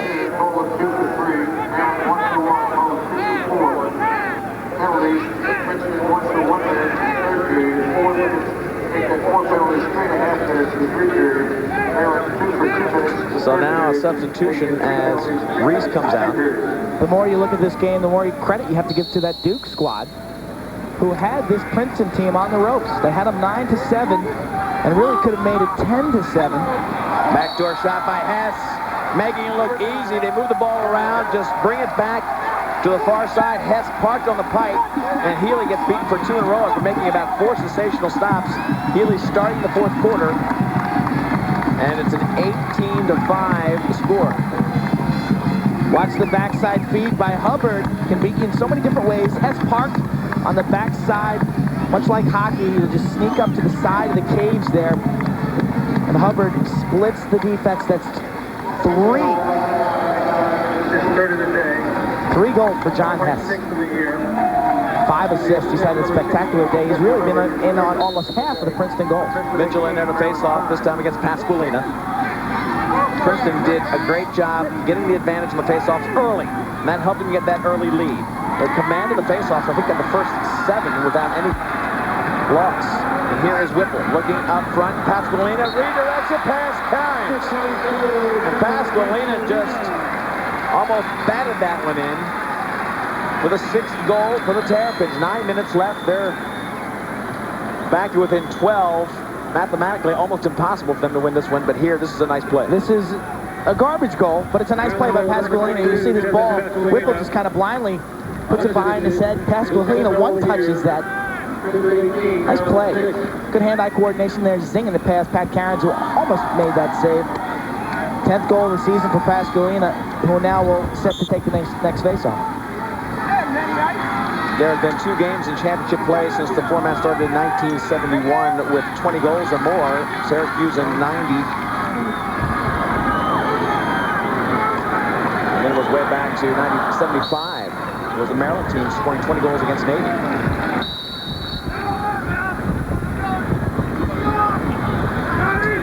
Largest margin of victory, 21-9. That was against Loyola in 1990. Syracuse, the great offense they had. They could really score goals in that season. You looked at a few, didn't you? One too many. Especially out on this field in 1989. Paul Gate. That is one of the greatest games I've watched. I've done 13 of these championships. I think 89 sticks out in my mind as much as any. What a great game that was.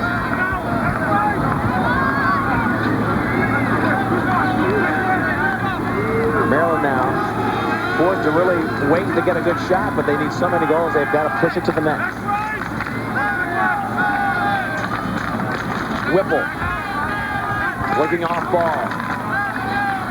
Harrington just ragging, making it tough to get any kind of shot off. Well, Point comes in, gives him a breather. That's a nice matchup right there. Seller against Derek Katz, the short stick. They don't take it. Harrington's a nice-looking player. He throws a lot of checks. He's got one down low. Just whistles the low shot. 7th goal of the game for Hilgartner. And 2nd for Hilgartner, the senior, going out in style. He's been there for Coach Adele in the past. Big performances in the NCAA tournament and showing a little variation. Remember earlier, he stepped in, and fired it high. This time, beats Cairns low. Sure, the goaltender probably expected the same identical shot to the top shelf, but he popped it low. Peter Hilgartner, 2nd goal. He's a gritty performer. Definitely one of the leaders on this team. Ex-attack player, knocked out by some great new additions like Hockstead. Whipple now brings it off the faceoff. Good move there on the faceoffs for Maryland to get possession, but look at the swarming defense of Princeton. They make it so tough to get any kind of continuity on the offensive end. Undefeated season, it looks like it'll stay intact for Princeton. What a year they have following up their championship of last year. There is not a second to relax when you're on offense against Princeton. You're constantly faced with a barrage of defenders. You've got to make decisions. You've got to make accurate passes. And then when you get some solid goal play from Pat Cairns, it's going to be tough to score. And that's why they've kept the majority of their opponents below 8 goals. Maryland has been the giant killers in lacrosse. In 95, they beat Hopkins, your alma mater, Quint, to get to this championship game. Lost that year, and they'll lose this year on their home field. But exciting the lacrosse community along the way. This team really plays with heart and has gotten as much out of their team along the way as they possibly could. Coach Adele, another terrific job this season. His 15th year. This is the 14th time he's been in the NCAA tournament. And a lot of people really looked at this team mid-season and said, hey, Maryland really doesn't have it this year. And yet here they are playing for the national title. Unseated, watch out in front. Point taking one. Pasqualina then follows up with that shot, and here goes Beckett-Wolf. Hilgartner trying to race him down, but Beckett-Wolf, who started as an attackman for Princeton, ends up as their #1 defensive player. Gets it back to Massey. Look at Massey glide. He has very deceptive speed. Hess setting up.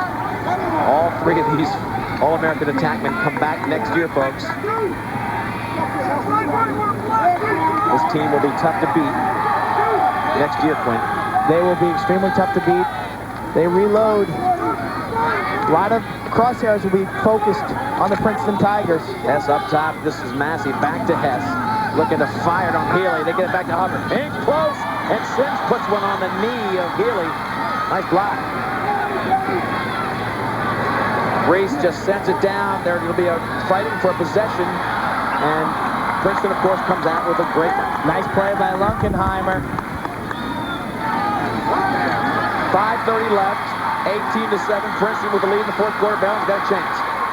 Pucks it. Fires it in, and guessing low is Cairns. Cairns guessed low and was right there to meet it. That has always been Cairns' best save. You put the ball right at his feet. He's real strong there. He goes down to his hips and makes that save.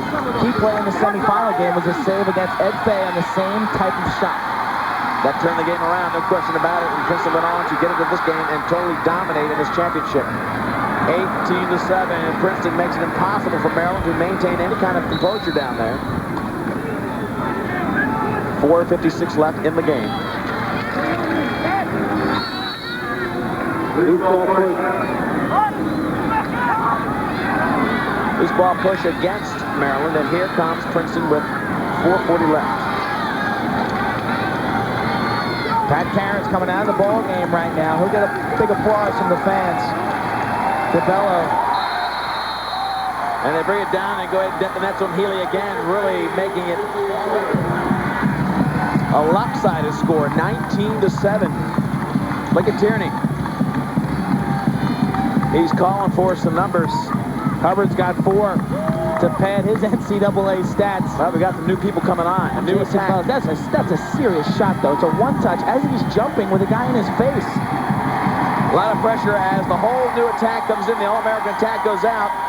And coming onto the field, number 20, John Wynn, 21, Chris Brown, and 25, James McIntyre. That'll be the attack now that'll finish this game with 4:30 left, 19-7. Here comes Haggerty. Looking down to Whipple, who gets handled from behind by Mitchell. It'll be a penalty and a chance for an extra man and a shot. Whipple comes in, loses the ball, trying to go through the 2 Princeton Tigers. It'll be an extra man play for them. Looking for their 8th goal of the day. As I was saying, Neil DeBello in the cage now for Princeton. Cairns on the sideline. Massive substitutions by Bill Tierney, who has shown a lot of class this season. He's got that 19-goal rule in really mainly the Ivy League games this year. Many times they were up big late in the 3rd quarter, and he'd really hold the ball out the entire 4th quarter. Maryland now an extra man play. This is a team that shocked the world by beating the number 2 and number 3 seed, as we've talked about, to get here. They beat Syracuse, they beat Virginia. Really, that plus Princeton, 3 of the best offenses in the game. 3 of the best, no question about it. Couldn't finish off the 3 of them. At the back side of the net, that one hits by Whipple. Plays it to the back line. It'll be Maryland off the body of the new goalie, DeBello. DeBello's brother was a midfielder at Princeton in the early 90s. He was a part of that 91 team, really, that put Princeton on the map. Tierney came in 1988. The program was in a state of disarray. 2 years, they made the playoffs. In 1990, they beat Hopkins. And then 2 years after that, they win the title. And DeBello was one of those early midfielders as Tierney built the program up. 12-goal lead for the Princeton Tigers. The defending champs, who looks like they'll go on. Repeat champions have included Cornell in 77 and 76 the year before. Syracuse, 88 through 90, 3 in a row there. Hopkins, your alma mater, Quint, some great years in the 70s and 80s, and then North Carolina. And now they will add their name to that. Certainly, Princeton, the team of the 90s. And Princeton, the first undefeated national champion since 1991, when North Carolina, the Tar Heels, went 16-0 that year. That was Coach Klarman's first season. They beat Towson State in the finals up at the Carrier Dome. There'll be a timeout for Maryland at the moment. 3:24 left. It'll be Princeton winning this one, but they've got 3:24 left before they celebrate. Come back to Byrd Stadium. We'll be back in just a moment. Been sporting the helmet, the old look helmet, 19-7. Princeton leads, a commanding lead for the defending champions. The number 1 seed coming into this tournament, Maryland. What a year they had. Unseeded, knocking off number 2, number 3, and now not being able to pull up the emotions to do it one more time. The Princeton fans knowing they are number one. The Maryland fans being really thrilled by a great weekend of lacrosse. This being the final day. The weather's great. The Terrapins really gave them all they could today. They just had too much on the plate for Princeton to go up against the number one seed and be effective. And they never got it rolling. Princeton came out. After 7 minutes of scoreless lacrosse, they went up 8-0. And really, it was over early. Maryland now trying to get a last shot, a last goal as Princeton puts in some new faces. Rule now has the ball out front. He gets ragged from behind by the defense of Princeton, and ball all over the place as the bodies start slamming. Under 3 minutes to go. At the goal! At the ball! Referee's not anxious to make the game go any longer than it is. They're going to keep this one rolling. Maryland trying to pick it up. Can't quite do it. It'll be Princeton ball going up. We've got some substitutes in the game right now who are playing real hard. Guys who are excited to be out there who normally don't get to play in a game of this caliber, and they're throwing their bodies around and certainly hustling to show the coaching staff, hey, I want to play next year. Midfield, Spencer Bauer out on the field, along with number 25, James McIntyre. He's out there, and 24, Greg Mecca. But the season-long polls will try to bring it up. There's a long pass far side, and now they'll start moving the ball up. This is Mark Whalen, defensive player, who hasn't seen much time here today, but he did in the semifinals. Whaling, number 44. Picked up by the new attack on Princeton. Into Whaling. Whaling's got it. Let's see what they do. Coming in against the settle-down motion. They'll push it back door to Bauer. Offside called on Princeton. They only have 2 players back along with their goalie. They need 4. And Princeton... We featured them early for a reason. So tough to stop. They get 10 goals and 9 assists. The 3 All-Americans on defense, on attack rather. All juniors, all coming back next year. Hess and Hubbard. That's a scary thought. They have had quite a career. And I tell you what, they make it look pretty good. As Bill Tierney will tell you, he is a great coach, but he certainly has surrounded himself with some sensational talent. Give him all the tools from the coaching side that they need. This team is truly championship in every way. Another timeout called with 1:53 left. Why? I don't know. But we're going to take a short break. Looking at Bill Tierney. 12-goal lead for Princeton. Stay with us for our final moments of the championship.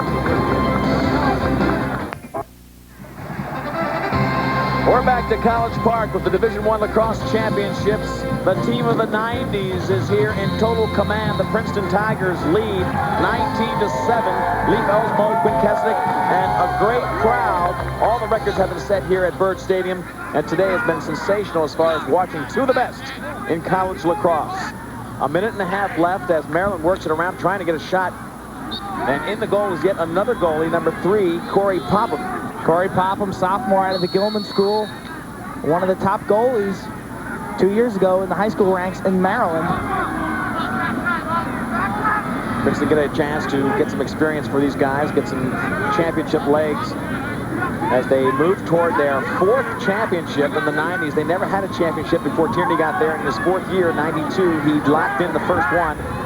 And this team has been tough to beat ever since. Down to a minute to play. A 12-goal lead. Maryland trying to get something on Popham.